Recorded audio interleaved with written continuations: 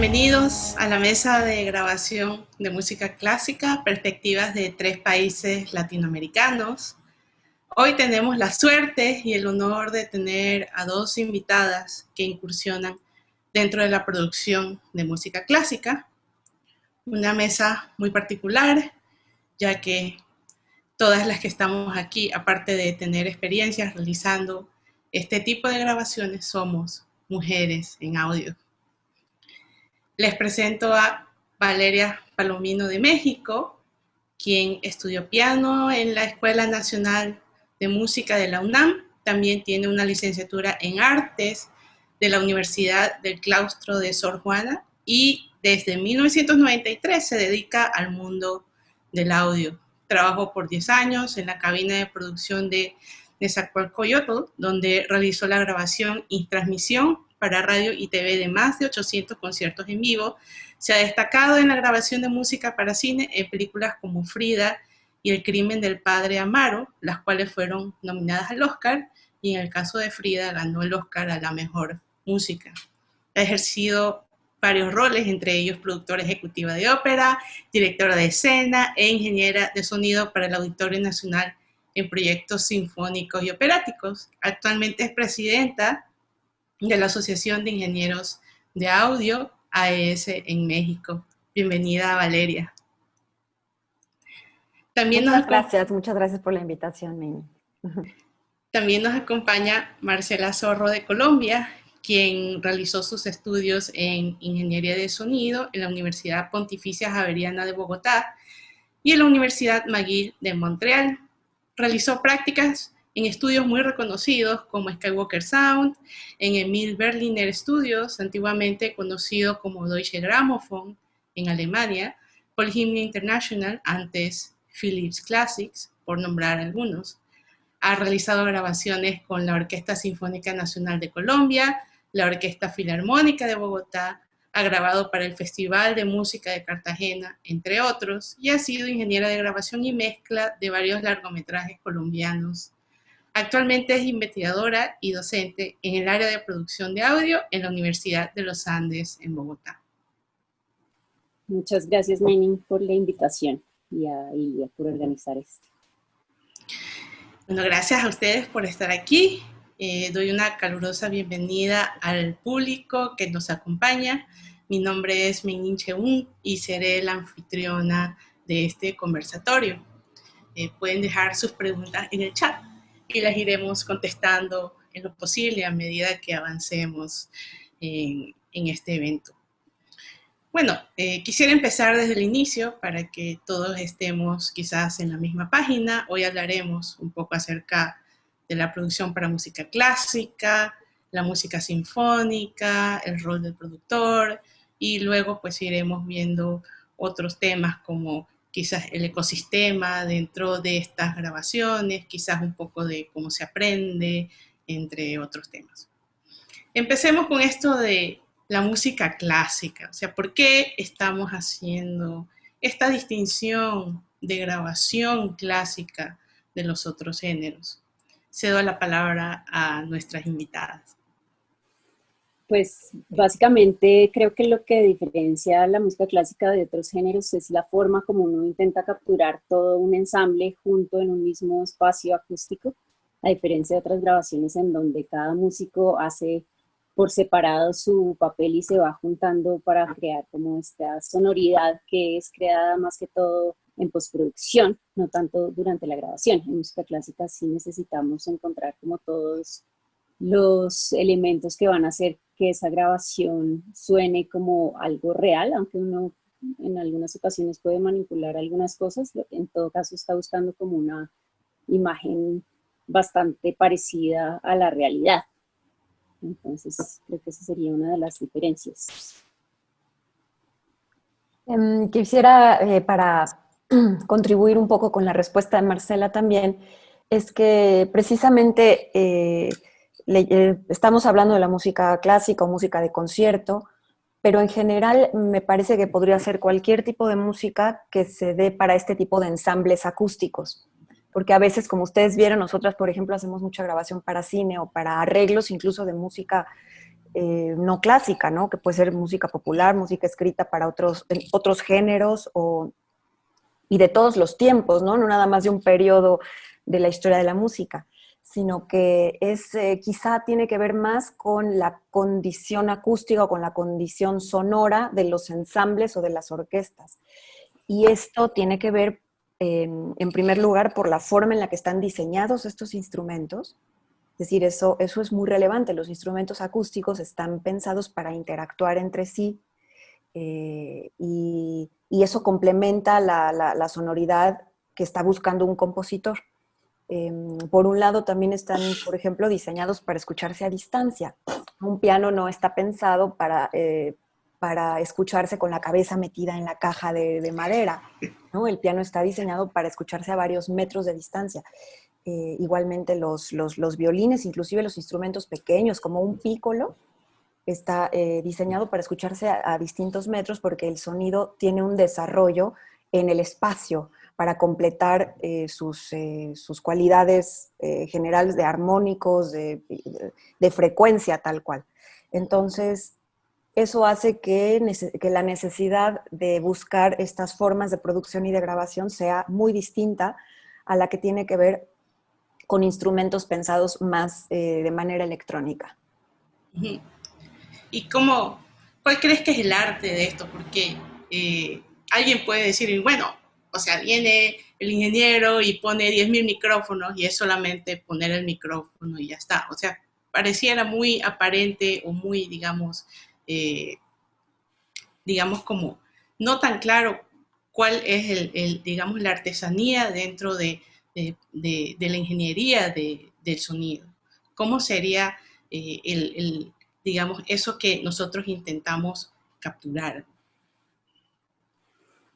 Pues yo creo que de lo más importante para un ingeniero de sonido es precisamente en el momento en que dices como pone el micrófono, esa posición del micrófono va a afectar hasta el último resultado final. Entonces es un momento muy importante en donde pues tiene uno que estar, tiene que tener como un entrenamiento auditivo que le permita tomar decisiones de posicionamiento, si lo necesita más cerca, más lejos, más arriba, más abajo, qué está pasando con el sonido general y tomar decisiones muy rápidas en el momento de hacer la prueba. Y rápidas me refiero no que el montaje necesariamente tenga que ser rápido, pero sí pues como no tener al músico tocando tanto tiempo que se canse y que ya no esté como listo para el momento de la grabación como tal, ¿no? Entonces yo diría como gran parte del arte está en la captura misma y en la posición del micrófono. Y yo creo que finalmente para estar listos para tomar estas decisiones, porque de pronto pensamos, bueno, pues claro, yo tomo la decisión y digo X o Y, pero lo difícil es generar a lo largo de la vida el criterio para tomar esa decisión. El criterio, como bien dice Marcela, tiene que ver con el entrenamiento auditivo, con las nociones que nosotros tenemos de a dónde queremos llegar. Eso es fundamental, o sea, es esa mezcla entre conseguir un puente entre lo técnico, es decir, lo que me ofrece la tecnología en relación a microfonía, distancias, etcétera, y lo musical y lo artístico, que se tienen que tocar y tienes que poder saber qué aplicar a nivel de ingeniería para lograr un objetivo específico. Pero ese objetivo es una construcción.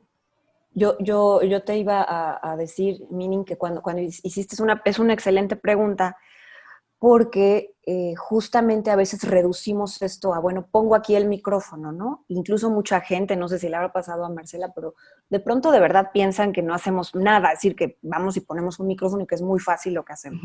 Y eso le va a pasar a muchos de nuestros invitados hoy, a los estudiantes y todos se van a dar cuenta que a veces, como hay poco conocimiento sobre exactamente qué estamos haciendo, a veces hay descrédito, ¿no? Y no se entiende realmente por qué, incluso a veces por qué se necesita como figura a este ingeniero de grabación o a esta persona que va a decidir, independientemente del productor, independientemente incluso de los técnicos, de los músicos, etc.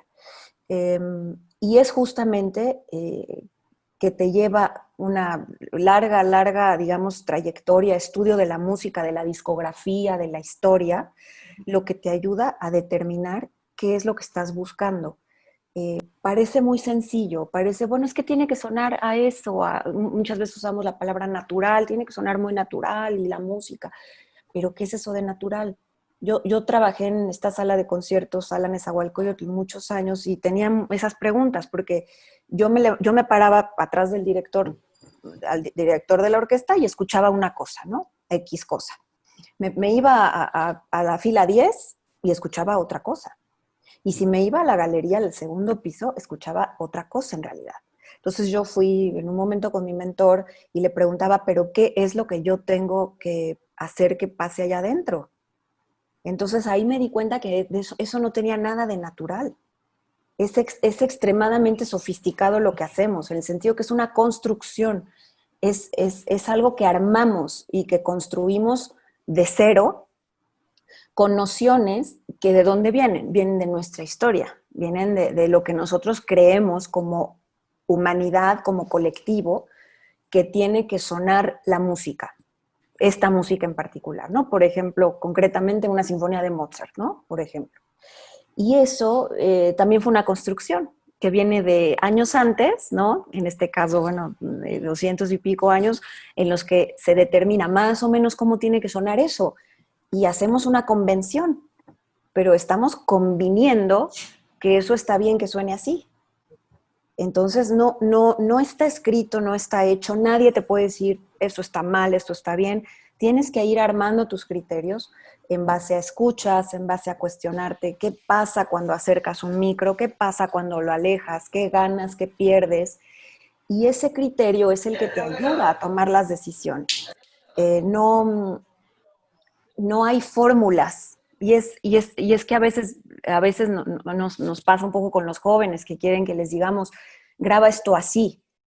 Y se puede, ¿no? De repente, claro, bueno, pues haces una técnica de grabación bien puesta y la pones más o menos a tales metros, copias alguna foto, algún ingeniero que sabes que ha trabajado de X manera.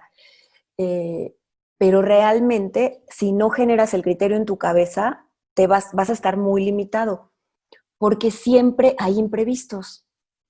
Voy a poner un ejemplo muy elemental, por ejemplo, en audio en vivo, estás sonorizando una orquesta y de repente empieza a llover, por ejemplo, afuera, entonces la gente empieza a escuchar el PA, pero también está escuchando la lluvia. Entonces tú tienes que cambiar tus ideas, tu diseño en base a que puedas de alguna manera aminorar el ruido de la lluvia, pero que se siga escuchando la orquesta y que se siga escuchando las frecuencias que necesitas, que las va a tapar la lluvia. Es un ejemplo que parece muy elemental, casi bobo, pero constantemente nos están pasando esas cosas, tanto en grabación como en sonorización. Y ahí es donde viene todo tu bagaje y todo tu oído para determinar qué puedo hacer para contrarrestar este problema, ¿no? Efectivamente, Valeria, la verdad, bastante acertado, es realmente una estética que uno aprende y que realmente uno tiene que armar. Y eso es lo que al final en los talleres, en las clases, en la universidad, uno intenta como transmitirle a los estudiantes que el sonido está ahí y que uno tiene que buscarlo, o sea, no es inmediato, no es que yo pongo el micrófono y ya está. Entonces, ¿cómo sería la preparación de un ingeniero, de productor que quisiera incursionar en este campo? O sea, necesita necesariamente una preparación, porque hay gente que sí dice, bueno, yo lo pudiera hacer, por ejemplo.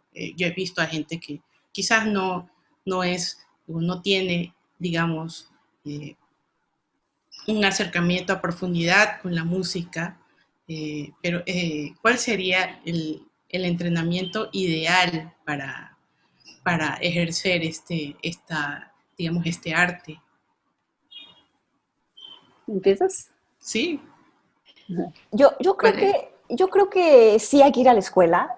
De verdad, yo lo digo porque en la escuela siempre aprendes fundamentos de muchas cosas. Desde luego de la cuestión técnica y de ingeniería, que es muy, muy compleja.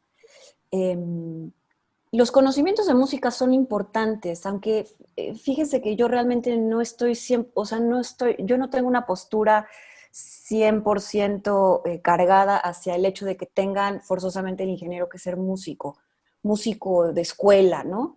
Porque yo he tenido algunos, a lo mejor son excepcionales, no lo sé, pero yo sí he visto ingenieros que no son músicos, que son excelentes ingenieros, porque pueden diferenciar de manera quizá, digamos, natural, ¿no? No, como no, no pensada o no académica, pero pueden diferenciar las capas en la música, pueden diferenciar los timbres, pueden diferenciar las frecuencias, o sea, las alturas, las melodías, lo que es importante y no es importante, porque muchos de ellos son melómanos y entonces desde los 10 años están escuchando música y la escuchan, o son hijos de músicos, también me ha pasado, de pronto tengo un colega que fue mi asistente muchos años y después ahora es un excelente mixer y él es hijo de músico, entonces nunca estudió formalmente música, pero él tiene un oído excepcional.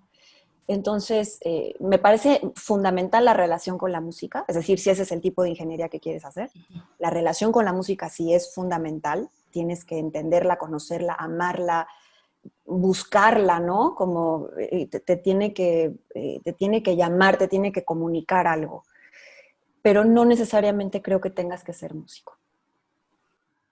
Yo creo que depende también del papel que uno esté asumiendo en la grabación, ¿no?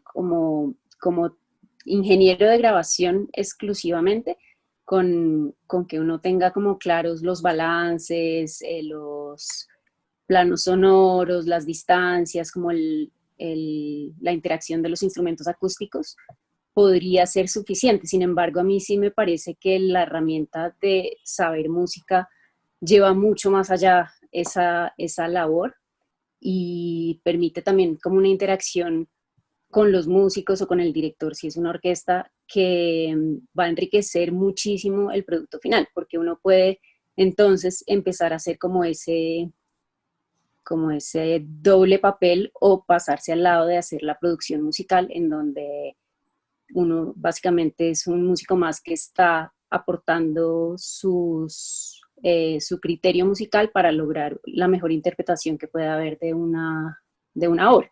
Y en ese caso, pues ya el lenguaje que se tiene que hablar, si es un lenguaje muy musical, como decirle al director en el compás 33, el fa sostenido del fagot está, no sé, algo muy, muy claro que si uno no sabe música, pues no va a poder asumir.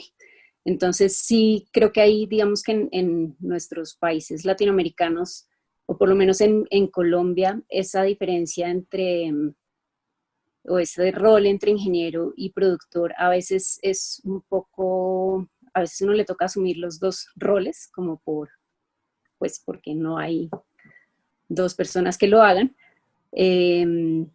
Pero a mí me parecería muy enriquecedor que esos dos roles cada vez fueran más complementarios y si se asumiera en dos personas distintas de ingeniero, como con toda la parte técnica y como de sonido, y productor con toda la parte musical. No sé ustedes cómo vean ese tema en sus países. Sí, hablando de eso, Marci, yo también quería, justamente cuando lo dijiste, se me vinieron un par de cosas a la cabeza. Sí hay que aclarar que es una diferencia de rol, es decir, sí, por ejemplo, Marcela y yo, como somos músicos, muchas veces producimos también los discos que hacemos y eso implica tomar decisiones musicales tal cual directamente, así con la nota y el fagot, y además eso nos ha permitido poder editar también sin un productor ahí sentado, ni ningún músico que te tiene que decir de aquí a allá, y música muy compleja porque sí también hay otro tipo de música que aunque no seas músico la puedes editar, porque es como mucho más fácil escuchar Acá si no tienes partitura no hay manera, o sea, porque te puedes estar comiendo algo de la partitura y no te das cuenta, tienes que ver realmente qué está escrito. Así Pero es. sí, nosotros aquí también, digamos, en muchas producciones, pues son producciones pobres en ese sentido. Entonces, tenemos que tener varios roles dentro de la producción. La misma persona hace muchas cosas. Y eso es en todas las áreas, les digo, también en la ópera, por ejemplo, ¿no? Ahora tengo mi colega en ópera, mi socia, que hacemos producción, está impresionada porque se fue a estudiar a Italia dirección de ópera, dirección de escena, y allá hay 10 personas que hacen lo que nosotros, aquí hacemos nada más nosotras dos, ¿yo? O sea, allá hay un productor que hace solo la producción de cantantes, otro hace solo la producción del vestuario, otro hace solo la producción de, ¿no? Y en la escenografía hay varias personas, o sea, uno es el que diseña, pero otro es el que decide las cuestiones técnicas, otro es el que decide materiales, otro, ¿no? Es una cantidad de gente especializada. Y esto, la verdad es que esto existe también, creo que a Marcela le ha pasado en Estados Unidos también, vemos incluso los créditos de los discos o en Alemania, y hay 5 ingenieros por producción de un disco, ¿no? Cuando nosotros a veces de verdad lo hacemos solas y con un asistente. Y eso para que nos ayude de plano a cargar y cosas a veces elementales. Pero yo pienso que eso está mal, eso sí lo quiero decir. O sea, por un lado está mal porque la cabeza tiene un límite. Es decir, cuando, por ejemplo, estás haciendo un disco de piano o un disco de piano y violín, a mí no me cuesta trabajo producir y grabar, ¿no? La verdad, y puedo hacer. Pero cuando estás haciendo una orquesta, es muy complicado porque sí tienes que estar pensando en el fader de la flauta y en la frecuencia, y aparte estar pensando en el mi bemol y en la interacción con el, ¿no? Y a mí eso, yo me rehúso en general a hacer producción cuando grabo orquesta. Ahí sí pido siempre que, o al revés, a veces me ha tocado también ser productora y hay un ingeniero que está haciendo la big band, por ejemplo, eso sí me pasó en un disco que hicimos en Los Ángeles, y yo iba al revés, yo iba nada más como productora a decir compás 25, vuelvan a grabar de este cacho y esto no, porque además había 45 micrófonos en el estudio y había 60 músicos, y entonces el ingeniero estaba concentrado en los canales y en los micrófonos, ¿no? Que eso ya es de veras mucha chamba. Y además el tiempo, que también Marcela ya lo comentó, o sea, aquí no puedes decir, ay, ¿qué haré? A ver, lo muevo, lo cambio, o sea, esto es rapidísimo, en las orquestas siempre hay prisa, son muy caras, y luego también, aunque no sean orquestas, los músicos se cansan, como bien dijo ella, se cansan. Un flautista no te puede estar tocando 7 horas sin parar y tú decirle, repite, ¿no? Hay un montón de consideraciones. Pero bueno, Marce, ¿qué decir? Y también un poco de lo que decías, como el cerebro tiene un límite, también me pasa mucho que la forma como uno está escuchando cambia dependiendo del papel que esté haciendo, ¿no? Entonces, digamos, al puro principio, mientras está uno haciendo la prueba de sonido, está pendiente de que no haya ruido, que la distancia sea la correcta, que la reverberación, no sé qué. Y en el momento en que empieza a hacer la música, no sé, me ha pasado que pues estoy con mi ingeniero al lado y me dice como, Marce, ese ruido, ¿qué? Y yo como, ¿cuál ruido, no? Es como, Ya no lo estoy escuchaste. tan metida en la música que toca tener otro par de oídos para tener esa retroalimentación, súper importante. Sí, eso es Definitivamente. normal, o sea, eso es normal. Y yo creo que cuando era estudiante, o sea, a veces era como, ¡fuah, fuah! O sea, me indigna, escuchaste ese ruido, pero es que realmente hacer las dos cosas al mismo tiempo es muy difícil. Yo creo incluso que como que usa distintos lados del cerebro, porque una es como una vaina lógica, sistemática, y la otra es como la música, el lenguaje, está tocando tal cosa o no.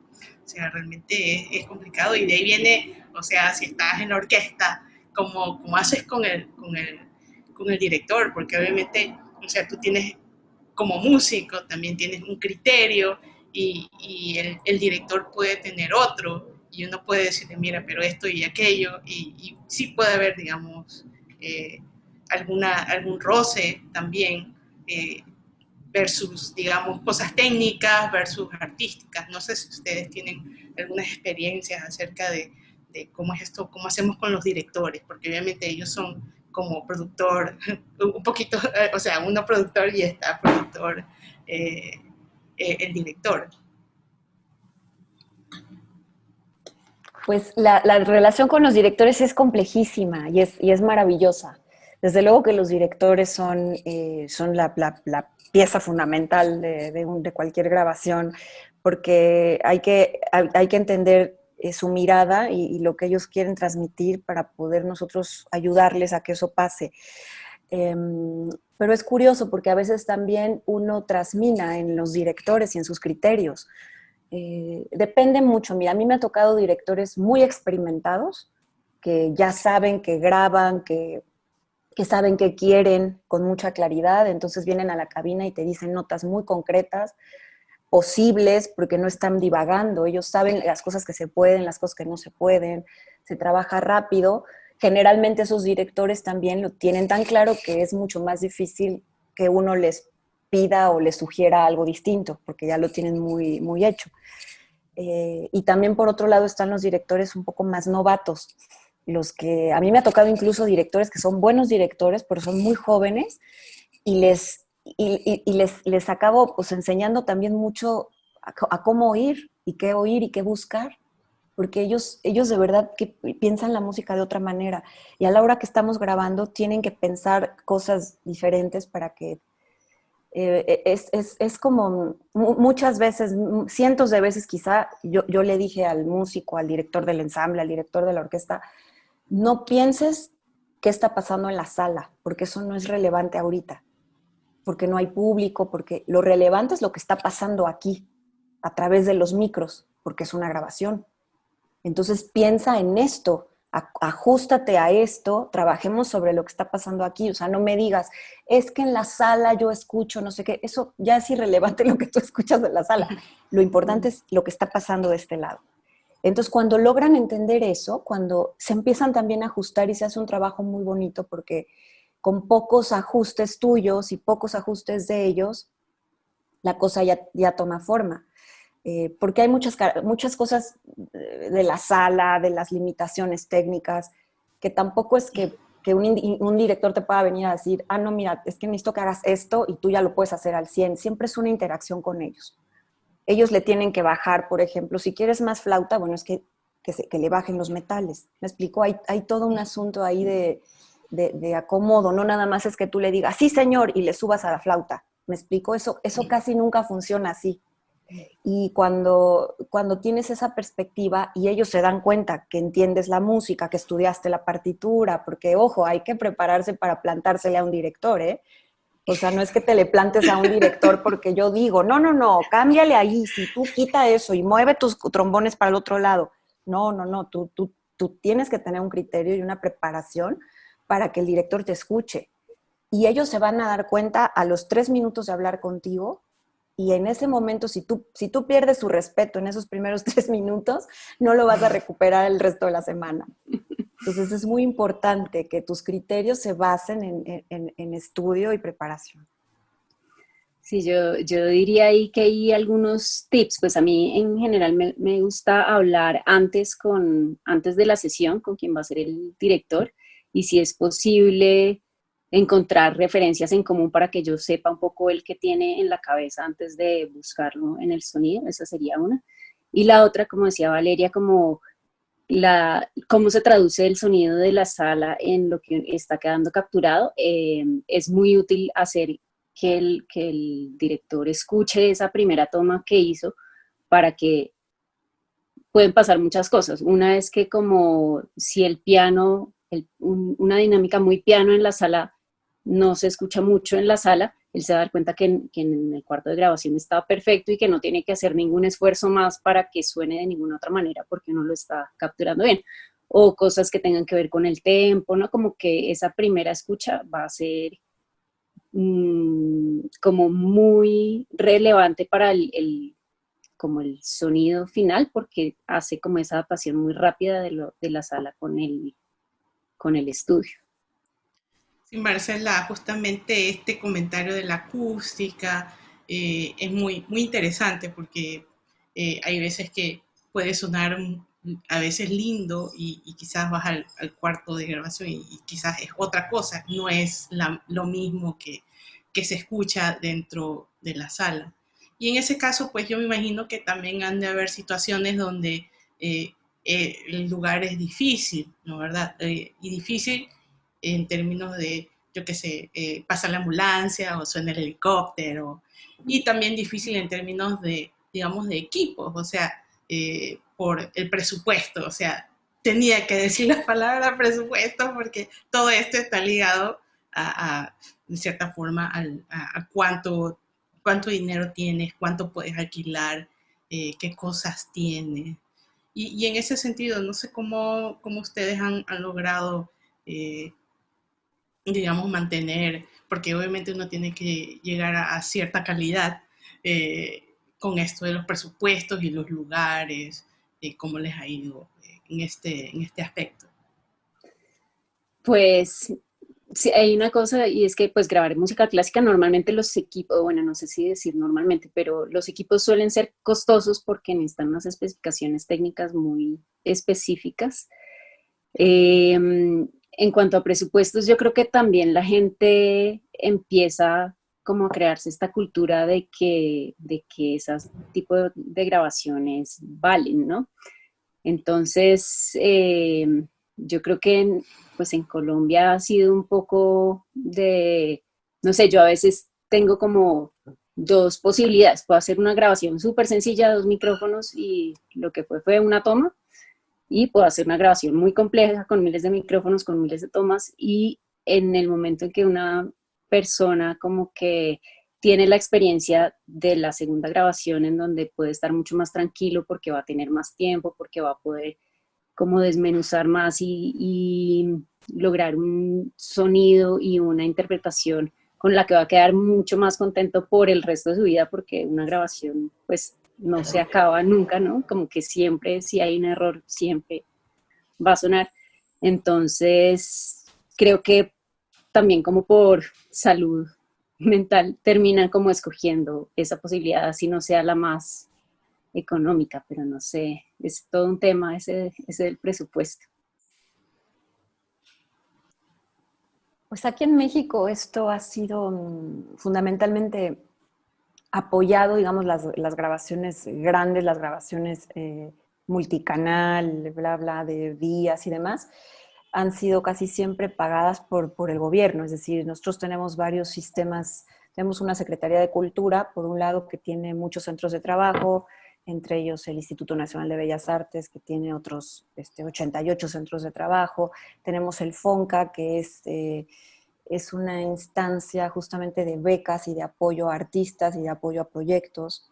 Entonces se hacen muchos discos desde los años 80 más o menos, se hacen discos anualmente de manera, eh, se ha normalizado pues el hecho de que los artistas, los grupos, las orquestas hacen grabaciones. Digamos, desde Eduardo Mata, que fue uno de los directores más importantes que hemos tenido, que fue por el mundo, además rescatando la música mexicana de concierto, él hizo muchas grabaciones ya con la Orquesta Filarmónica de la Universidad y después Sinfónica Nacional tiene también discos de... Las orquestas grababan cada año, punto, cada año hacían disco grande. Entonces hay una cultura, hay una idea, todo el mundo la tiene. Diría que en los últimos años se ha esto desvirtuado un poco, primero por falta de presupuesto, porque de pronto se han hecho un poco más cuello de botella las instituciones para eso, y por otro lado porque la facilitación de la tecnología, el hecho del home studio y demás, también le ha metido mucho a la gente esta cosa, pues me puedo grabar yo en mi casa, ¿no? Y me pueden grabar de manera muy sencilla y ya funciona. Entonces, creo que en general el músico se da cuenta de las diferencias, pero sí el presupuesto es abismalmente diferente. Es decir, no, o sea, por mucho que se dé cuenta un músico, no va a tener $10,000, $12,000 para hacer un disco. No los tiene, o sea, lo desea, pero no los tiene. Entonces yo veo que muchas, sobre todo estos grupos más pequeños, las orquestas no, las orquestas graban menos que antes, pero siguen grabando y saben que tienen que grabar así. Pero, pero los pequeños grupos de cámara y esos que también son una fuerte fuente de empleo para nosotros, de pronto sí han decidido así pues ser grabados con 2 micrófonos, lo que quede, y luego aparte la inserción del video, como estos documentos ahora audiovisuales. Ahora todo el mundo quiere más bien hacer como videos, ¿no? Que suenen bien, pero más bien lo que les interesa es más verse y demás, que es muy extraño. Eso nos cambia mucho a nosotros la forma en la que estábamos trabajando. O sea, hacer el disco era por lo menos meterse a grabar 5 días, todo el día, como dice Marcela, hacer 1000 tomas de las cosas y después postproducción de 3 meses para editar y para bla, bla, bla, mucha perfección, mucha... sí, se buscaba esto, ¿no? Como de hacer todo que quedara exacto. Y ahora no, ahora se están privilegiando otro tipo de cosas, ¿no? Que tienen más que ver con la imagen.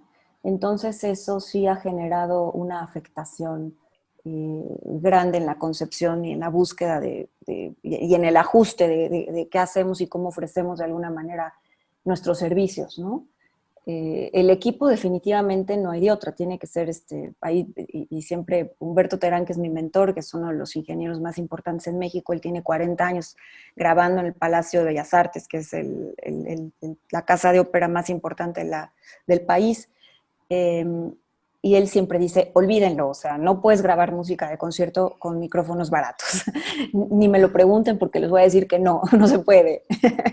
Y yo creo que tiene toda la razón. Ahora, lo que sí es, como dice Marcela, sí se puede grabar con 2 micrófonos, solo que pues, necesitas una buena sala, necesitas un muy buen ensamble o grupo, porque necesitas que ellos se balanceen solos, ¿no? Que tengan esa maleabilidad de bajar, subir, poder grabar o tocar aún si están de pronto 1 a 2 metros de distancia porque les pediste que se echara para atrás, en fin, ¿no? Como que hay así se grababa pues hace 70 años, ¿no? Esto es una historia relativamente breve, ¿no? La del audio en la historia de la humanidad, pero se puede, pero tiene toda otra, pues, otras aristas, ¿no? Generalmente nuestros grupos latinoamericanos no son tan impecables como para que en un concierto, en 2 horas ya toquen las piezas así de manera impecable, afinados, juntos. Lamentablemente no es así, luego hay que ayudarles un montón en la postproducción. Entonces, se puede, ¿no? Pero tiene todo este lado. Sí, efectivamente, yo creo que eso del equipo es algo que, digamos, en el público o quizás en los músicos no se entiende muy bien por qué yo no puedo grabar esto con yo qué sé, con X micrófono, por qué necesito alta gama. Es como, bueno, o sea, ¿por qué me cobras tal cosa o aquello? ¿Por qué debe costar tanto? Y al final, yo no sé si... esto, o sea, aquí hay bastantes estudiantes dentro del chat y que están viendo esta presentación, que quizás como, o sea, darles algún... tiene que decirlo alguien más al final. Entonces, ¿por qué necesitas, digamos, equipos, yo le voy a decir de alta gama? ¿Por qué? ¿Cuál es el motivo? Porque, bueno, tú dices un micrófono es un micrófono y quizás, bueno, con todo se puede, al final es lo que tienes, pero si tuvieras digamos, la opción, ¿por qué escogerías algo, digamos, no voy a decir marcas, pero X, Y, Z marca, en lugar de... Pues así si un estudiante quiere una respuesta un poco técnica, sería porque entre mejor sea el micrófono, va a tener una mejor respuesta fuera de eje y eso va a hacer que, pues normalmente lo que nosotros capturamos además de la fuente es todo lo que está pasando alrededor, en particular con los micrófonos principales. Entonces, si eso que está pasando alrededor es muy distorsionado, coloreado por la respuesta de frecuencia del micrófono, no va a tener un buen resultado y yo creo que eso pues hace que pues, los micrófonos con mejores especificaciones de ese tipo pues son más costosos. Esa es como mi primera impresión de ese tema. Lo mismo con preamplificadores. Bueno, aunque en preamplificadores sí hay una alta gama de preamplificadores que no son necesariamente con respuesta a frecuencia plana, pero creo que también, pues, entre mejor sea las especificaciones en cuanto a piso de ruido, poco nivel de saturación, todo esto, pues va a ser mejor la sensibilidad. En música clásica muchas veces pues las dinámicas son un tema muy importante, entonces necesitamos que el micrófono capture lo más piano que pueda haber y lo más fuerte y que esas dos cosas no estén como influidas por un ruido interno del aparato que estábamos usando, algo así.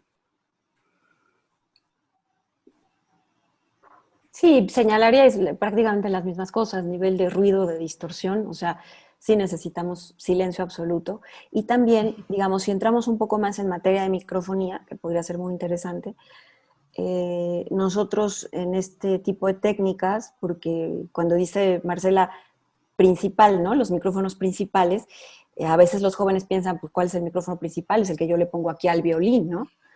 Pero no, para nosotros es exactamente al revés. Nosotros utilizamos técnicas de microfonía distantes, ambientales también, inclusive ambientales, que sí que está incluso a más de 20 metros, que las técnicas ambientales, digamos, la distancia ambiental quiere decir que probablemente tú vas a tener de información en esas líneas más espacio que fuente directa. Esa sería, digamos, como muy fácilmente la distinción. ¿Por qué quieres esto? Diría alguien. ¿Por qué quieres más otra cosa que la fuente? Porque quieres el espacio es deseable, la reverberación, el color de la sala, la temperatura, ¿no? Es decir, que sea cálido, los graves, por ejemplo. Y si tú tienes un micrófono que con ruido, pues no puedes, no puedes usar esos micrófonos casi para nada. Después estaría la microfonía distante, que no es tan lejana, pero que sí tiene todavía bastante de la sala, y esa sería nuestra microfonía principal en realidad, que es la microfonía que está a más de 3 metros de la fuente, ¿no? Entre 3,5, 4, 5 metros, según tu sala, tu repertorio, etc. Y esa microfonía te tiene que dar todos los detalles. Y yo les pregunto, ¿qué micrófono te da detalles a 5 metros? Pues solo este tipo de micrófonos, ¿no? Con estas respuestas planas, etcétera, ¿no? Luego está el color. Fíjense que son demasiados siglos de la humanidad escuchando cómo suena un violín. Nosotros no podemos permitir que un violín suene a quién sabe qué, ¿no? O sea, el violín tiene que sonar a violín. ¿Y qué es eso del violín? Bueno, pues ¿qué creen? Que sí lo tenemos en el inconsciente colectivo. Y sí sabemos a qué suena un violín. Entonces no podemos usar equipo que nos cambie tímbricamente, ¿no? La cualidad de los instrumentos. Esta idea de grabar, porque está bien, obviamente necesitamos lo que comúnmente se refiere como a transparente, o sea, que el micrófono no estorbe, que el lente que tengas no se interponga en lo que tú quieres hacer. Eh, por otro lado, hay como aquí en la localidad, eh, hay como una falta quizás de motivación, de querer llevar el performance hacia una producción más pulcra, digamos. Eh, ¿Por qué esto parece muy obvio? O sea, y hasta me da un poquito de, digamos, voy a decir, vergüencita. Eh, ¿Por qué un artista consideraría grabar? O sea, que no sea nomás una grabación, porque ahorita especialmente ya está bien, yo tengo mi agrupación, grabo con la cámara y lo pongo en Facebook. Y no lo digo con mala intención, o sea, ¿cuál es el objetivo de llegar a digamos, de pasar a una etapa de edición, de pasar a una etapa de mezcla, quizás de masterizar, quizás de lanzarlo en algún medio de distribución? Eh, ¿Por qué? ¿Cuál sería el beneficio de eso? ¿Por qué alguien quisiera hacer eso? Mi pregunta un poco sería al revés, y es ¿por qué no? ¿No? Como si un músico estudia toda su vida para lograr una interpretación con el que él se siente identificado y como que está diciendo algo de sí mismo, pues la grabación es como la forma de plasmar esa interpretación a largo plazo de la mejor manera, ¿no? Como que los conciertos que son hermosos y la música en vivo es hermosa, son efímeros y es algo que pasa y queda en el recuerdo no más. La grabación es la forma de bajarlo y mantenerlo por siempre en el tiempo. Entonces sería, ¿por qué no quieren grabar? Un poco la pregunta. Y yo les diría que la respuesta está en las miles de maravillosas grabaciones que tenemos a lo largo de la historia, que están pensadas y postproducidas y que son las que en general nos hicieron ser músicos. Y en todos los géneros pueden encontrar grandes grabaciones que nos motivan, que nos hacen sentir justamente que todo tiene un sentido, que todo lo que está ahí tiene sentido y cae en algo que... Y se los diría igual, hoy en día tenemos los mejores ejemplos porque tenemos tanta basura en internet sucediendo hoy porque yo me grabé aquí y miren qué bonito y tal, o incluso de instituciones, pero que pues lamentablemente no tienen esos criterios, ¿no? Y hacen unas grabaciones horrendas. Y pues pónganse a escuchar, por ejemplo, ahorita yo he estado escuchando lo que está haciendo Berlín, la Filarmónica Berlín, que es uno de nuestros, digamos, paradigmas, ¿no? Para la música de concierto, para la grabación de concierto. Ellos tienen un sistema que se llama Digital Concert Hall. Ellos hacen transmisiones, o sea, streamings en vivo todos los fines de semana y ahorita justo con la pandemia adecuaron, están haciendo cosas a puerta cerrada, no con orquesta completa, por la distancia justamente que se necesita en todo el mundo ahora entre ser humano y ser humano para evitar contagios. Y escuchen la diferencia. Es muy simple en realidad. Hay que escucharlo. Y si eso no te llama, si tú no escuchas una diferencia, entonces quizá este mundo no es para ti. Digo, no lo digo con mala voluntad, de verdad. Pero es muy importante que aprendamos a escuchar eso y a gozarlo plenamente. El otro día también escuché de la radio, por ejemplo, la radio francesa, que tienen orquesta y tienen ensambles de cámara, y ellos se dedican justamente a la transmisión porque son la radio. La radio de Frankfurt también tiene esto, tienen salas de concierto, y entonces sus streamings están siendo ahorita de una calidad impecable, ¿no? Tienen colgado su Decatri así ya puesto en la sala, y tienen sus estéreos, y tienen spots, y estás escuchando paraditos a los músicos tocando cuartetos, quintetos de Beethoven. Hay mucho Beethoven, ¿no? Ahora por los 250 años. Y lo están tocando sin edición, quizá editaron un movimiento u otro, ¿no? Pararon y demás, eso es muy posible, pero no están editando, la idea es que sea casi concierto en vivo, pero el sonido es verdaderamente impecable, es maravilloso, es inspirador.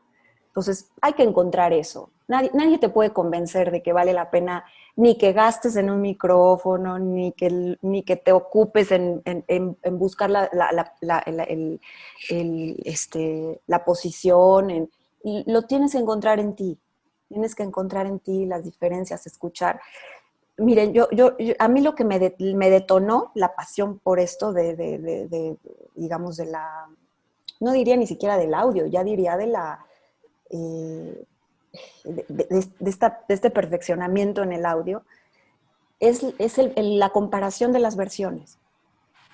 Yo nada más les digo, pónganse a escuchar, ahorita que está de moda Beethoven, escojan un movimiento de la sinfonía que quieran, si quieren el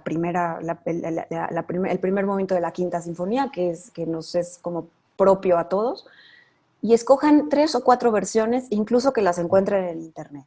No pasa nada, sé que no tienen como antes los ñoños de estas generaciones viejitos para ustedes, que tenemos discos y podemos ir y buscar las 5 versiones. Yo quizá encuentre 5 versiones de la quinta Beethoven entre mis discos. No importa que no los tengas, búscalos en internet y escucha las diferencias de visión y de postura de esas 5, que las vas a buscar por azar, ¿no? Por azar vas a bajar, van a aparecer las de siempre, pero Solti, Karajan, lo que sea. Y escucha las diferencias.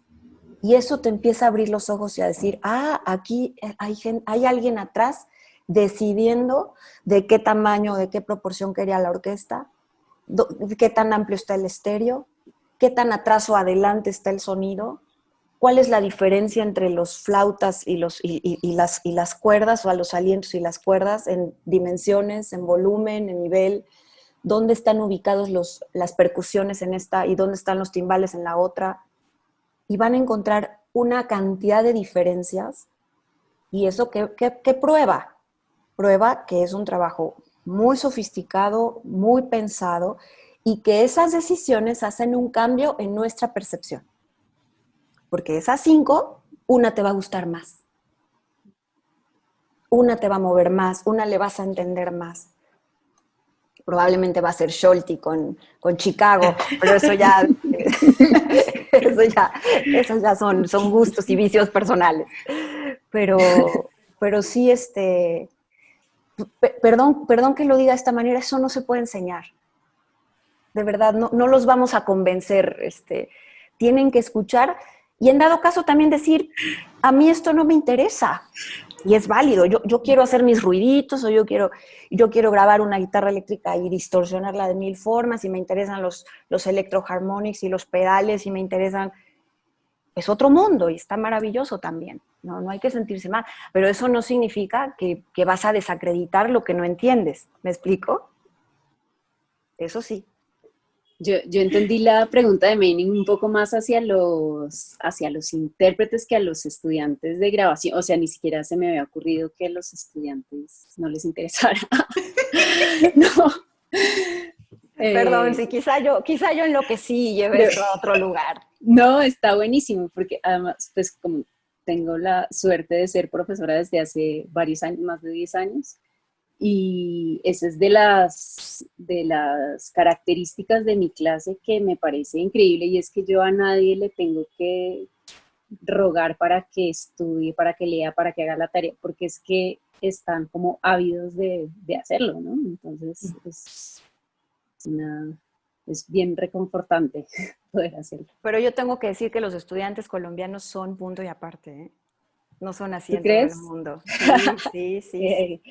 Ya darás algunos cursos también en México, que tienes por ahí un 20% de esto, un 20% de lo otro y tal. Ok. Voy a hacer un paréntesis para leer un poco, bueno, aquí yo tengo los comentarios y saludos. Antonio Castellanos dice, buenas tardes, qué gusto escucharles. María Paulina Soto, nuestra rectora encargada, nos dice qué importante y simbólico que esta conversación se realice entre expertas. Lo tecnológico artístico ha sido territorio masculino. Me encanta. Gracias, María Paulina. Nuestro profesor Luis Pérez Valero nos dice, el sonido se construye desde cero, desde nuestra historia. Gracias, profe. Andrés Correa nos dice, el conocimiento técnico es importante, pero ya en el terreno un factor muy importante es la intuición. Y tengo unas preguntas que tenemos hasta ahorita. Silvina Martino pregunta, me gustaría saber cuál es el tratamiento que hacen en la grabación de la voz lírica. No sé quién desearía tomar esa pregunta. Ese tema es más de Valeria. Fíjense que es apasionante, ¿eh? La grabación de la ópera. Yo he descubierto muchas cosas, algunas con cierta sangre, pues con cierto dolor, porque es muy fácil que distorsione, que grabemos voces de canto lírico y que haya distorsión. A veces ni siquiera distorsión porque estemos con un mal nivel en el preamplificador o porque sino a veces distorsión de la misma cápsula del micrófono, porque es una potencia la de los cantantes. Entonces, encontrar la posición para que no haya... Y estoy hablando de micrófonos de alta gama, como les dices tú, o sea, ni siquiera...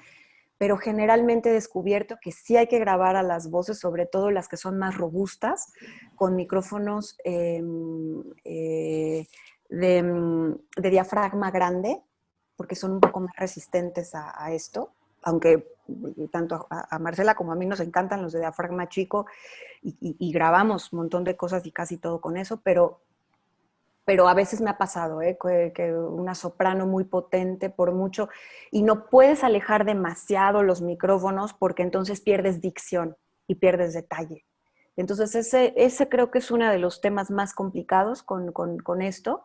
El otro es la integración con el acompañamiento, ya sea un piano o una orquesta. O sea, necesitas algo de separación para poderlo tratar un poco, es decir, para poderle poner a la voz algo, cambiar un poco su ecualización, mejorarle un poco de compresión si necesitas, aunque sea compresión manual, que a mí me encanta hacer la compresión manual, pero aún así la compresión manual necesitas que el micrófono tenga un poquito de distancia con el resto del acompañamiento.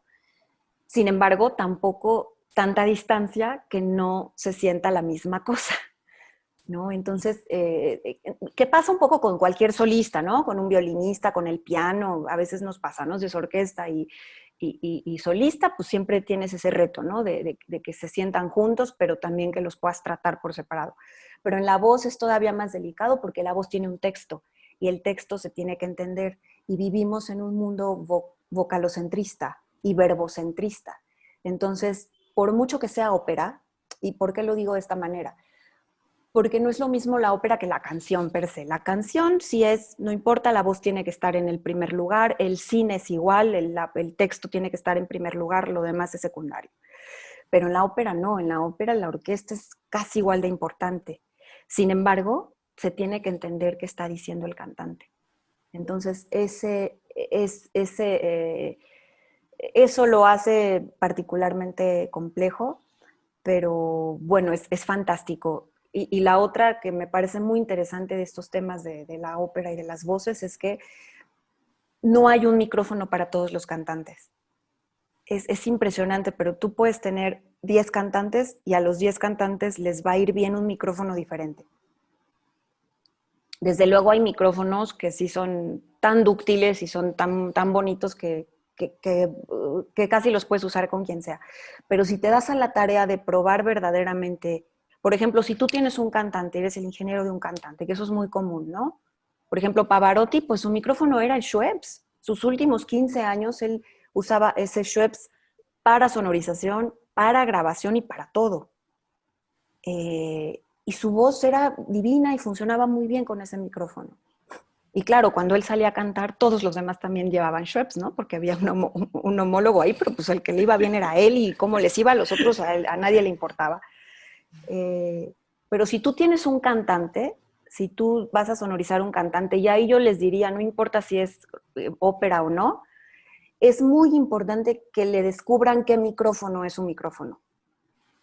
Y eso implica hablar con las marcas, que vayan a probarle. Yo cito a los cantantes, si voy a grabar ópera, cito a los cantantes una sesión antes, unas horas antes de empezar a grabar, para determinar qué micrófono de los que yo tengo en ese momento disponibles para la voz le va bien a quién, ¿no? Hice una ópera con 10 solistas, yo no podía tener 10 micrófonos y 10 canales todo el tiempo ahí para ellos, porque había igual escenas donde no cantaban los 10, evidentemente. De hecho, la escena que más cantaban era un trío.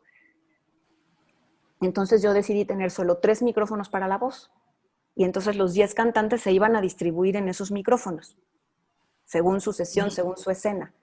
Entonces puse los 3 micrófonos que yo tenía disponibles y los hice probarlos. Y a los 10 les vino uno de los 3 diferente, ¿no? Bien, mejor. Y tomé la decisión obviamente, sobre los protagonistas, ¿no? Ahí, digamos, el que le fue bien al protagonista se quedó para él y así. Pero es profundamente interesante el tema de la voz, muy complejo, y muy delicado, pero apasionante, porque es otro universo, ¿eh? Hay que ponerse a estudiar a los cantantes para grabarlos, o sea, hay que escucharlos, hay que irlos a oír a las salas para ver cómo proyectan, a qué distancia se oyen bien. Hay gente que tiene más proyección, gente que menos, pero también depende de las frecuencias. A veces te alejas y entonces ya no se les oyen los graves, al revés que lo que uno podría pensar, o te acercas y entonces ya no. Entonces eso hay que conocerlo muy bien, no se avienten a grabar un cantante sin haberlo conocido bien a ese cantante, ¿no? Y eso es escuchándolo, oyéndole a ver si tiene grabaciones previas, yéndolo a oír en vivo, etcétera. Muchas gracias, Valeria. Quizás esta es una pregunta para Marcela. Luis Pérez Valero pregunta, en las grabaciones de los grandes sellos, en el Deutsche Grammophon, por ejemplo, la decisión de la mezcla final ¿Es del director artístico o del productor? No podría decirlo así con nombre y apellido en tal sello pasa tal cosa, pero normalmente es decisión del productor con, pues con obviamente comunicación y retroalimentación del director musical, ¿no? Creo que esa sería mi respuesta en general, como, no sé, Valeria, ¿tú qué opinas al respecto? Yo creo que en general sí, sería el productor en un esquema extremadamente ordenado, ¿no? Que así funcionan los esquemas europeos. En Latinoamérica puede ser un poco distinto, también depende de la personalidad y la experiencia del director. Hay directores que ya tienen muy claro qué quieren y que al final ellos te van a dar las notas de mezcla. Y la verdad es que no, ¿para qué le vas a discutir al director también? Es decir, sería muy raro que un productor o un ingeniero tuviera así como, ay, ¿cómo les diré? Como una oposición así fuerte contra la opinión del director. Podría ser, a veces a mí lo que me ha llegado a pasar es que digo, mira, es que sí entiendo que quieras más violín primero, por ejemplo. O sea, me pasa un poco con los directores porque me doy cuenta que ellos son tantos años de estar tocando, de estar dirigiendo con el concertino aquí del lado izquierdo, que sí se acostumbran a oírlo un poco fuerte. No sé, Marce, si eso te ha pasado a ti. Yo he sentido, porque yo presento una mezcla que está bien, realmente que está más o menos ordenada, y de repente les falta un poquito del violín primero, ¿no? Pero siento que ya también es un vicio, o sea, una deformación de alguna forma de que ellos están buscando oír, se amarran mucho a eso, les da seguridad. Entonces, sí hay veces que me opongo a ciertas cosas, ¿no? Porque me doy cuenta que no están siendo objetivos por alguna razón o en algún pasaje específico, etcétera. O por cuestiones técnicas, ¿no? Que de repente sí digo, sí, me encantaría subirle a la flauta, pero ya no le puedo subir porque atrás el timbal está súper fuerte. Y si le subo a la flauta, se va a subir el timbal. Ya no hubo manera de separarlos ni de, pues sí, ni modo, ¿no? A veces eso pasa.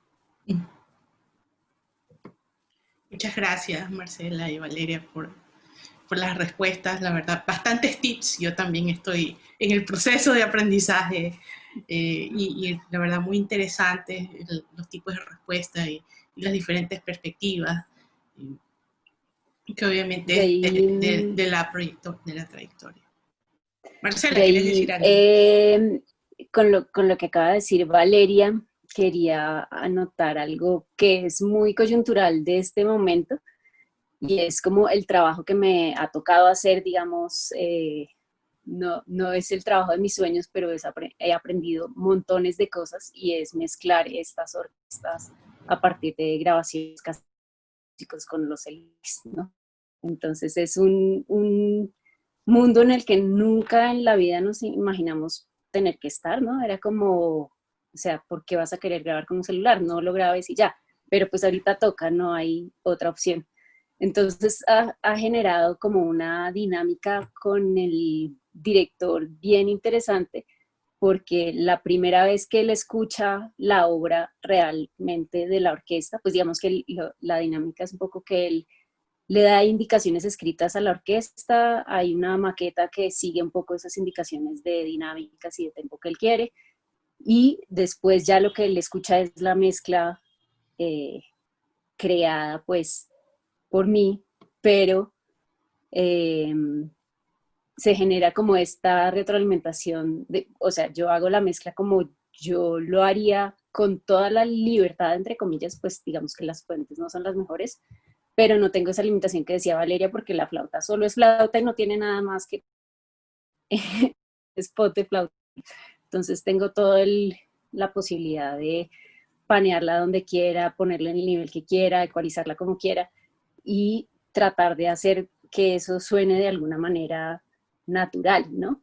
Entonces, ha sido bien interesante como tratar de meterme todavía un poco más en la cabeza del director tratando de anticipar qué es lo que él busca de esa grabación. Entonces, todavía no tengo muchas conclusiones al respecto, pero es un proyecto que ha sido interesante e ilustrativo, al que nunca pensé tener que enfrentarme en mi vida profesional. Está chévere. Eres muy positiva y le ves el lado bueno a todo. Yo estoy furiosa haciendo eso. Yo detesto los celulares y viene el audio y cada vez hago más coraje que porque suena lejos, cerca, distorsiona. Yo me la estoy pasando mal con eso, pero no, tienes razón en cuanto a que se mueven otros criterios y otro aprendizaje que está interesante también. Pero Sí, no, es muy y difícil. también hacer que los músicos traten de buscar el mejor sonido con sus herramientas, ¿no? Que pues también es un universo de posibilidades desde el que tiene el micrófono, que es y lo sabe poner, hasta el que no tiene ni idea de qué estamos hablando, ¿no? Entonces, ha sido como toda una pedagogía bien, bien chévere. Sí, creo que le veo el lado positivo. Tenemos más preguntas, más preguntas. Me encanta esto. Mateo Córdoba. Buenas tardes, saludos desde Loja, Ecuador. Saludos a todos los que nos ven desde Loja. Mi pregunta es acerca de las plataformas de distribución. Tal vez pudieran profundizar en ese tema y dar algunas recomendaciones para los nuevos artistas. Pues ay, se me olvidó ahorita cómo se llama esta, pero bueno, digamos que lo que yo buscaría en plataformas en general es que puedan tener una alta definición en el manejo de archivos, y no son todas, ¿no? Como que eh, creo que pues Tidal tiene alta definición y Dayo, que es como la especializada en música clásica, también. Entonces eso, si quieren como algo específico de clásico, creo que recomendaría como Idayo. Pero como dice Valeria, digamos que el peligro ahorita es que es tan fácil subir música que hay de todo y hay muchas cosas muy malas, así como hay muchas cosas muy buenas que están al alcance de todos. Entonces empieza a ser como más importante el criterio con el que uno escoge qué es lo que va a oír, ¿no? De pronto una recomendación en ese sentido sería como buscar sellos que ustedes sepan pues, que se caracterizan por tener buenas grabaciones y empezar por ahí y comparar versiones también, como decía Valeria hace un momento.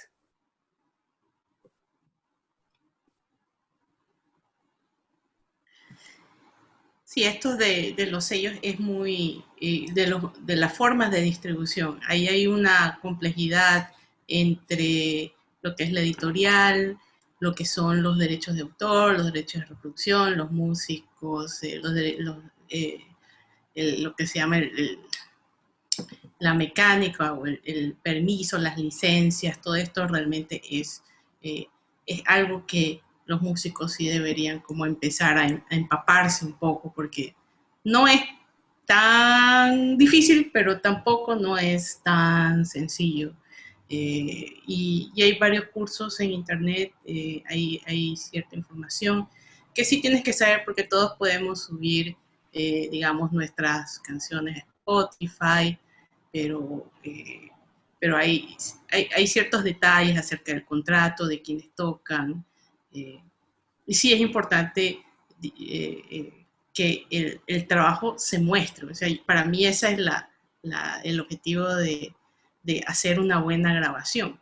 O sea, básicamente tú tienes un producto, el producto pues comienza a difundirse a través de estos medios y todos tenemos, más allá de lo que es música clásica, hay bastante música sinfónica que se está generando en Colombia, en México, dentro de los géneros eh, folclóricos, nacionales, que no necesariamente son totalmente, digamos, clásicos o instrumentales. Hay, por ejemplo, incluso esto no es folclórico, pero rock sinfónico, a partir de artistas que son eh, nacionales. Entonces, incluso ahí uno tiene que, o sea, es como otro reto más, porque esto del rock sinfónico, no, o sea, claro, es orquesta, tenemos una combinación de instrumentos amplificados y cantantes, o sea, es una complejidad añadida, pero al final todo esto, pues, la idea es mostrarlo, o sea, de generar industria, y eso es lo que al final yo siento que eso es la fortaleza perdón que esté hablando tanto, la fortaleza de nuestros países, o sea, más allá de la música clásica, que es verdad, no es necesariamente nuestra música, tenemos otras cosas que ofrecer, y yo creo que quizás por ahí vaya el futuro de la producción para nosotros, ¿sí? Porque ese es el contenido, yo siento la diversidad, donde está, digamos, el huequito que con respecto a América Latina en general estamos en el intento de llenar. No sé si Valeria tienes algún comentario al respecto. Es totalmente otro universo. Sí me gusta, yo creo que digo, estoy muy de acuerdo con las dos. Hay muchísimo de qué hablar en términos de distribución, pero sí creo que preferiría que pasáramos a las siguientes preguntas porque creo que habría que hacer prácticamente una charla completa, diferenciada sobre distribución y todo eso que ha Así cambiado es. tanto en los últimos 20 años. Sí. Así es. Listo, a ver, siguiente pregunta. De Silvina Martino. ¿Qué sucede con la interpretación en la grabación al hacer varias tomas? O sea, ya veía esto venir, hay que hacer 10.000 ediciones. ¿Qué pasa con, con la grabación, con la interpretación? Ese es un tema bien interesante, porque pues uno, digamos, cuando edita lo que busca es como una interpretación orgánica, real. Con real me refiero a que muchas veces los músicos hacen como unas frases completas, entonces como tratar de no interrumpir eso, pero evitando pues cualquier error que haya habido en las tomas. Entonces, pues con cada artista y en cada proyecto va a ser muy distinto, pero creo que sí lo que es necesario encontrar es como ese discurso musical que no se vea afectado a pesar de que haya ediciones. Y a veces puede ser muchísima edición. Yo al principio cuando me empecé a meter en este mundo de la música clásica quedé un poco sorprendida porque yo pensaba que era un poco menos manipulado en postproducción y en realidad puede haber cosas que son muy manipuladas. Entonces, sí, hay cosas que son un poco mentirita, pero que eso también pues creo que puede generar que los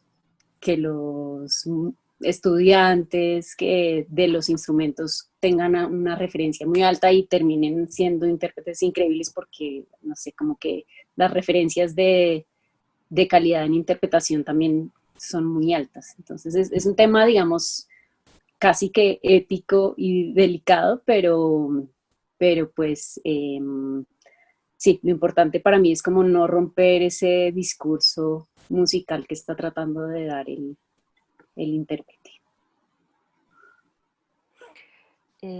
Sí, bueno, yo les diría también como Marcela, la cantidad de ediciones que tienen los discos es alucinante. La verdad es que cuando uno empieza aquí te sorprendes mucho y hasta quieres parte del crédito de interpretación, ¿no? En un momento, porque es impresionante.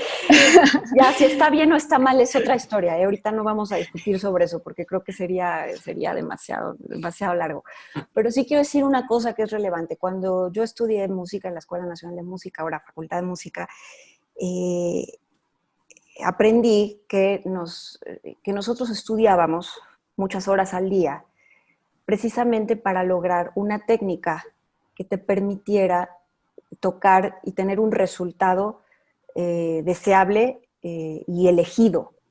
Me explico, tú no tocas y a ver qué sale.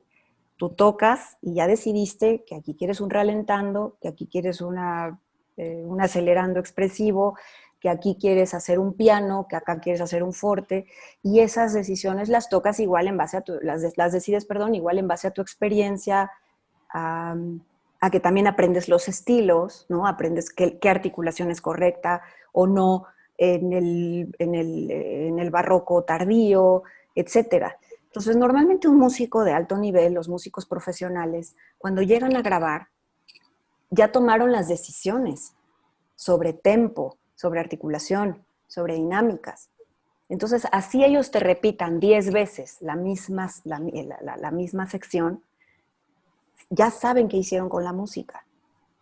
Desafortunadamente sí, a veces pensamos, y luego es un pensamiento muy latino, que no, porque entonces es el sentimiento, que no sé qué, no, no, no. O sea, es decir, sí, sí hay un poco de influencia de tu estado de ánimo y demás en el momento de interpretación. Tu nerviosismo, por ejemplo, desde luego genera, pero mientras más profesional eres, eso menos complica o distorsiona tu interpretación. Tu interpretación cuando llegas, y eso también es responsabilidad nuestra como ingenieros o productores, decirle al músico, tienes que llegar lo mejor preparado posible. Y lo mejor preparado es que te salga desde luego bien, tienes que tocar todas las notas, parece obvio, pero a veces no, te salga todo bien, todo ágil, todo a tempo, y también que hayas tomado tus decisiones previas sobre lo que es esto, que también es la música, ¿no? No nada más es tocar el si bemol y do y re, sino también es cómo lo toco, ¿no? Ligo o no ligo, crezco o hago un diminuendo. Y esas decisiones, si están tomadas, si está resuelta la música en la cabeza del intérprete y en las manos, este, va a suceder, no vas a tener problemas de armado de las sesiones, ¿no? Así es.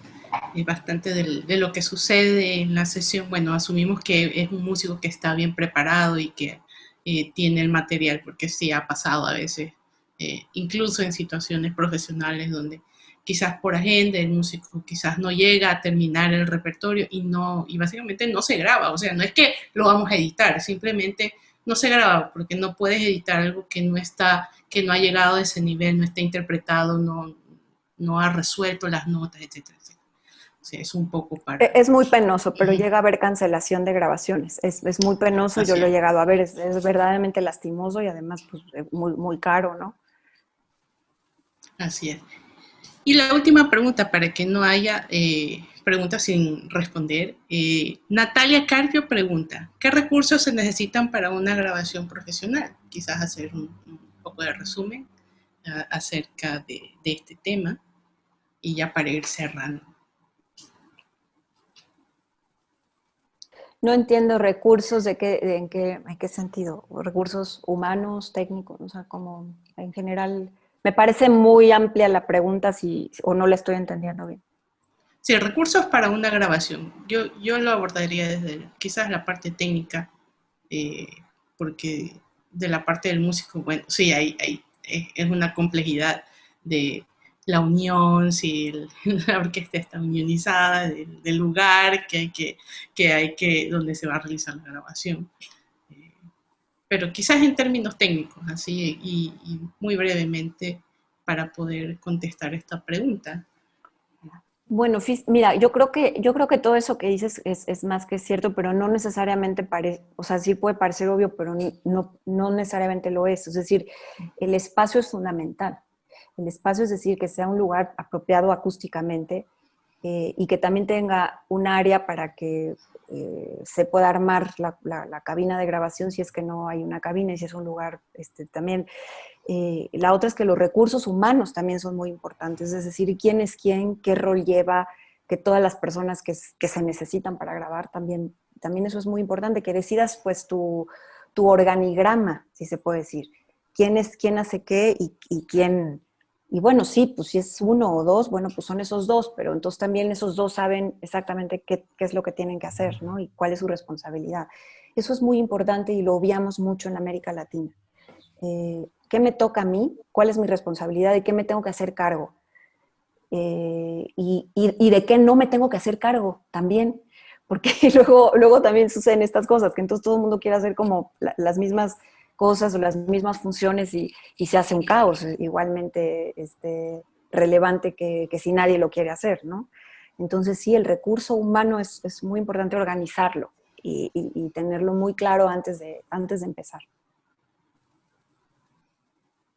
Y ya la parte técnica, pues como la fuente que funcione bien, el instrumento, la, la captura, el flujo de señal en la captura, los micrófonos, los amplificadores, los convertidores, el sistema de grabación como tal.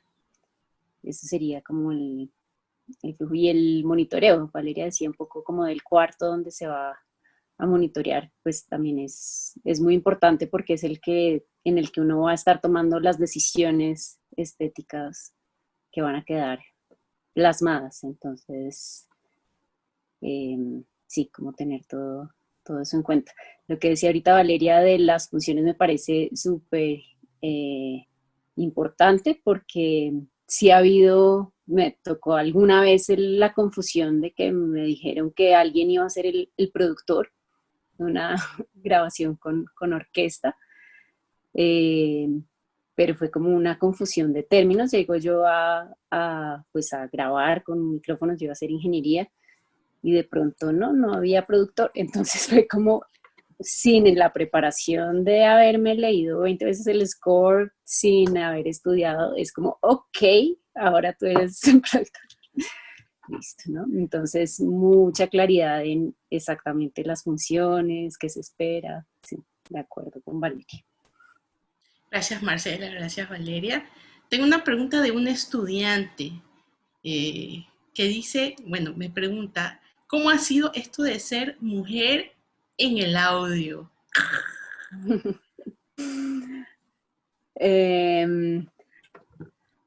Para mí ha sido totalmente irrelevante, lo cual me encanta. O sea, nunca he tenido que justificar mi presencia en ningún lado, y de hecho a veces, en las pocas ocasiones en donde ha sido evidente pues que soy la única mujer en medio de 300 hombres, que es muy común, pero yo casi que ni me doy cuenta. O sea, como que para mí es un lugar en donde me siento cómoda y ya. Cuando cuando he sentido esa diferenciación, normalmente es una diferenciación positiva. Es como, se van a acordar de mí porque era la única chica que había en el lugar, o entonces afortunadamente nunca he tenido que lidiar con discriminación o con buscarme el lugar, porque no sé, no la he tenido. Afortunadamente me siento muy privilegiada porque sé que no es el caso para todos. Sí, yo les diría que he tenido que reflexionar mucho sobre ese tema. En general no pensaba yo que fuera necesario porque he tenido, al igual que Marcela, mucha suerte. No sufrí acosos ni violencia en términos muy generales. Digamos, ya nos ponemos con cosas muy específicas y demás. También es que yo empecé muy joven, entonces de pronto la gente tenía cierta desconfianza, pero creo que más incluso porque me veía yo demasiado, casi niña, pues, ¿no? Yo empecé a los 17 años. Pero, en fin, lo que quería decir es que a mí me han pedido, por ejemplo, aquí en el norte del país, México es un país muy grande y tiene algunas ciudades importantes. Esta, que la Ciudad de México, es la ciudad más grande y más importante, pero también hay otras ciudades grandes como Monterrey, por ejemplo, que es una ciudad que está al norte del país y es extremadamente distinta en términos como socioculturales, históricos a la Ciudad de México. Y ahí en una escuela de audio que es muy grande, que es muy importante también, las chicas me pidieron que fuera a hablar sobre género. Entonces yo en general me negaba, insisto, a hablar de esto porque no le veía yo mucha relevancia. Pero entonces me puse a investigar. Y cuando me puse a investigar y me di cuenta los números, las cifras, que son las que hablan realmente de la cantidad de gente que se dedica, de los problemas que hay tal cual de violencia de género, de los sueldos, en general todas estas estadísticas que corren por el mundo y en particular por las de América Latina, me di cuenta que era un tema del que desgraciadamente todavía tenemos que hablar y todavía tenemos que hacer conciencia. Yo he llegado a la conclusión de que, por ejemplo, a Marcela y a mí nos pasó esto porque estamos en el mundo de la música de concierto. Y sí debo decir que trabajamos con hombres que son particularmente sensibles, estudiados, y, que tienen una concepción del mundo distinta. Generalmente sí, son gente que llevan desde los 5 años estudiando música, que tienen muchas colegas músicos, etcétera. no hay tanta discriminación, digamos, en ese mundo. Pero en otros mundos del audio, en el mundo, por ejemplo, del audio en vivo, del rock, del techno, hay muchas cosas donde sí hay mucha discriminación y las mujeres se ven muy afectadas por eso. Hay falta de confianza, por ejemplo, evidentemente cuestiones de acoso, etcétera. Entonces, en lo personal, afortunadamente no lo he pasado mal, pero sí me gusta, si lo preguntan y si se dan los espacios, hacer hincapié y siempre este tema de que no es relevante ni el aspecto de las personas, no importa si sean hombres o mujeres, ni su género, ni su edad, ni su situación sociocultural, ni tampoco mucho menos su inclinación sexual. Son cosas completamente irrelevantes y como sociedad estamos muy acostumbrados a pensar en eso y en hablar de eso. Y es que mira, ay, bueno, es mujer, ay, está bonita, ay, está guapa. Me pasó, la primera vez que tomé conciencia de eso, estaba yo muy joven, tenía como 23 o 24 años y ya estaba yo haciendo la grabación de la música de Frida, de la película. Y esa película la hizo una directora que se llama Julie Taymor, que es una directora muy famosa estadounidense, muy importante, muy feminista. Ella desarrolló todo el concepto del Rey León en Nueva York, ha dirigido óperas, ha dirigido mucho cine. Y su marido, Elliot Goldenthal, era el compositor de la película, de la música, y era con quien nosotros habíamos estado trabajando. Pero meses después, cuando ya habían terminado el edit de la película, les faltó algo de música y decidieron regresar a México. Y entonces vino Julie a la sesión y estuvo con nosotros. Y su marido nos presentó, además, curiosamente éramos dos ingenieras, éramos una ingeniera cubana fantástica y yo. Y entonces nos presentó como, mira, son dos mujeres y además mira qué guapas son. Y su mujer le puso un alto, de estos altos feministas gringos, de que les digo, esto fue hace 20 años, más de 20 años. Y ella le dijo, es absolutamente irrelevante el aspecto de ellas, ¿no? No tienes por qué hablar de su aspecto. Son dos profesionales que están aquí, igual que todos nosotros, pues. Y entonces yo me di cuenta que estamos muy acostumbrados a eso y que, ay, que mira y qué bonita, y te acostumbras como si fuera algo normal. Y yo les diría, reflexionemos siempre que pensemos o que hablemos sobre el aspecto, sobre el simple género de alguien, mencionar simplemente si es o no hombre o mujer y que esté o no en la consola, perdón que lo diga de esta manera, peor aún si es o no está guapo, es deseable o no es deseable, es humillar a las personas. Entonces, estemos cada vez más en paz con quiénes somos, con nuestro género, con dónde estamos, y vamos a contribuir a que el mundo sea más pacífico también para los que son distintos. Muchísimas gracias, Valeria y Marcela, por esto que es muy importante y es aún relevante en nuestras sociedades. Ya para cerrar, porque ya estamos así como, ¡ah! El freno nos lleva. Quizás así como de 10 segundos, algo para alguna recomendación, sugerencia para los estudiantes, así súper corto, una oración. Para los estudiantes es como, hagan lo que les apasiona, háganlo bien y háganlo con toda. Métansela toda, que la vida los va a ir llevando por el camino que tengan que recorrer. Sí, yo también les diría pues, que sí trabajen, que estudien, desde luego se preparen, pero también que sean flexibles con sus decisiones, con los trabajos que toman. A veces de jóvenes pensamos que queremos hacer algo y a esto me voy a dedicar y hay que ser flexibles. Efectivamente la vida te va llevando y te va dando oportunidades, hay que estar alerta, hay que estar listos para las oportunidades y tomarlas todas. Aunque en el momento parezca que no es algo que a ti te podría interesar, hay que tomarlas, hay que subirse a todos los trenes que pasen, porque no son tantos y se pasa la vida bastante rápido. Yo quería agradecer muchísimo por la invitación, felicitarlos por todas estas iniciativas y sobre todo decir que es un privilegio para mí compartir con Marcela Zorro un panel porque ella es una ingeniera fantástica, ella suena impresionante. Aquí solo hay de dos ingenieros, los que suenan y los que no suenan. Les puedo decir que Marcela suena y suena increíblemente bien, así que la admiro muchísimo y muchas gracias por estar aquí. La admiración es mutua. Yo el día que conocí a Valeria fue como conocer a mi alma gemela en un país alterno, entonces el respeto es así muy grande y Meining, también un placer estar contigo en esta mesa. Espero que nos sigamos hablando, que haya más interacciones, que hagamos proyectos juntas y pues sí, qué casualidad que somos puras chicas en este panel. Y quiero decir que estamos abiertos, yo estoy abierta a que se comuniquen conmigo, si tienen dudas, si quieren, se enfrentan a un reto que les es nuevo y quieren escuchar, para eso son las comunidades. Marcela y yo estamos en la AES, que es el Audio Engineering Society, que es una comunidad y es importante sentirnos parte de esto, no estamos solos aquí. Y por supuesto que tendemos esta comunicación y la mano para que se sientan siempre acompañados en sus procesos. Muchísimas gracias, Valeria y Marcela, por esta mesa. Espero que nos acompañen en los siguientes eventos. Recordamos que el 3 y el 4 de agosto está el evento del CASE, que son las conferencias de audio y sonido de Ecuador, organizados por la Escuela de Artes Sonoras.